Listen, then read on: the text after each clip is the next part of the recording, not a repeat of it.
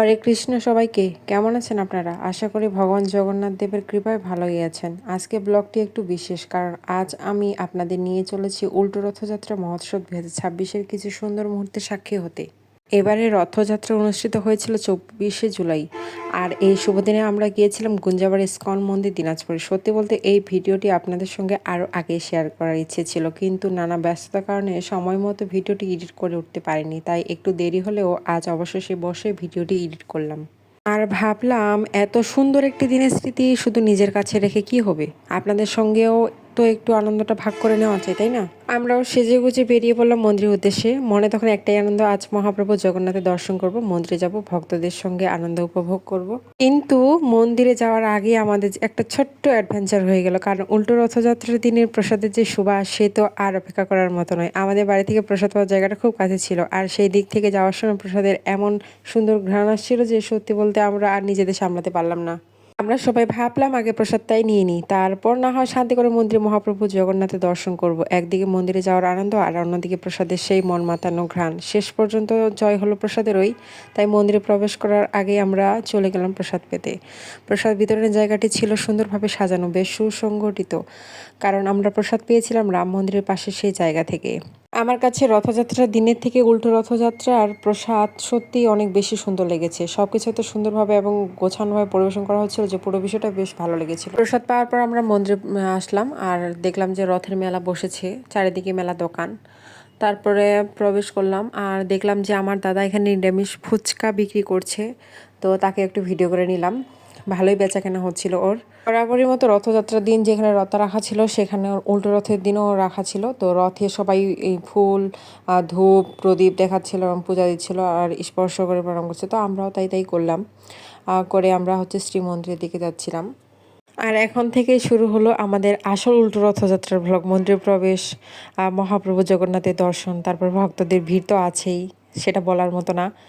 যদিও রথযাত্রার দিনের থেকে উল্টো রথযাত্রার ভিড়টা একটু কমই ছিল। রথযাত্রার সেই সুন্দর পরিবেশ, আরও অনেক অনেক আনন্দের মুহূর্ত আপনাদের সাথে শেয়ার করবো, আপনারা সাথেই থাকবেন।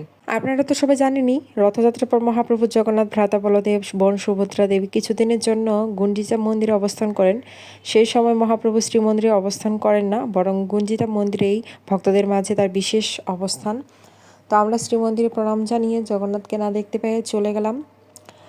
তো সেখানে গিয়ে দেখি যে প্রভুরা আলোচনা করছে, সবাই শ্রবণ করছে। তো আমরাও কিছুক্ষণ এখানে বসেছিলাম, শ্রবণ করছিলাম। এবং জগন্নাথ হলেন পরম করুণাময়, পরম দয়ালু। তার কাছে যে ভক্তি করে আসে, তিনি কখনোই কাউকে খালি হাতে ফিরিয়ে দেন না।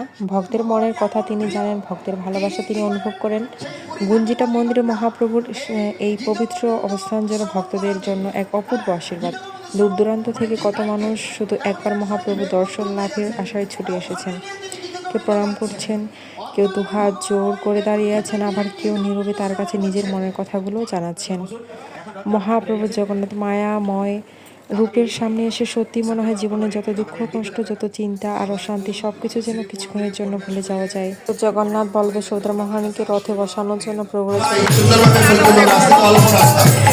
আজকে রাস্তাটা আমরা শহরে ঘুরে চলে আসবো। এই জন্য আমাদের এই রথযাত্রায় সহযোগিতা করবেন, একে অপরকে সাহায্য করবেন। আর আমাদের রথের তৈরিটা গতদিনের মতোই, ওই যে কৃষি অফিস, ওই পুকুরটা পার হয়ে রথের তৈরি সুযোগ দেব। এবং মাতাজিরা রথের বাম পাশে বরাবরের মতোই বাম পাশে তৈরিটা মাথা নিতেন, আর ডান পাশে তৈরিটা দেবে থাকে ঘরের দা মাতারা জগন্নাথকে সম্মান লাগে।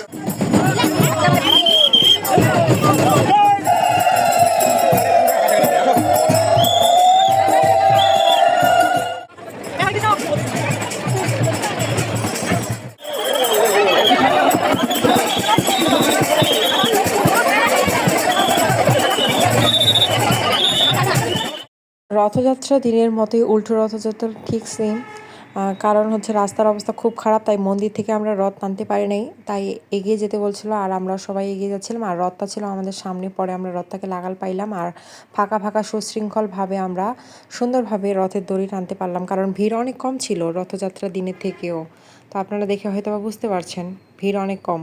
টানতে টানতে হঠাৎ রাস্তায় দেখতে পেলাম আরেকটি ছোট্ট রথ, জগন্নাথ বলদেব সুদর্শনী। দেখে অনেক ভালো লাগছিল, অনেক কিউট ছিল রথটা। আমরা তো অধম, তাই রথ টানতে টানতে হাঁপিয়ে গিয়েছিলাম। তার রথের সামনে দৌড়ে গিয়ে একটা ব্রিজের এখানে বসেছিলাম। তারপরে রথের অপেক্ষা করছিলাম। তারপরে দেখা পেলাম যে আসতেছে সবাই, তার মানে রথটাও আসতেছে। আমাদের ইচ্ছে ছিল আবার রথে যোগ দিয়ে একদম রথের সাথে মন্দিরে ফিরে যাব। তাই আমরা আবার রথে যোগ দিলাম এবং মাতাজিরা নৃত্য করছিল, আমরাও নৃত্যে অংশগ্রহণ করলাম। মনের আনন্দে সবাই মিলে নৃত্য করলাম। কৃষ্ণ কৃষ্ণ হরে হরে হরে রাম হরে রাম রাম রাম হরে হরে হরে কৃষ্ণ হরে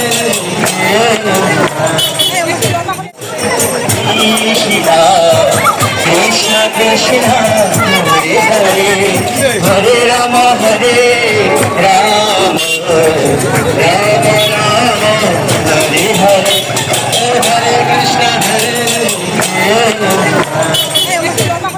আমরা যেহেতু রথের সামনে ছিলাম, তাই আমরা খুব তাড়াতাড়ি মন্দিরে পৌঁছে গিয়েছিলাম আর মাতাজিদের হাতে বানানো সুন্দর তেলে ভাজা জিনিস কিনে খাচ্ছিলাম।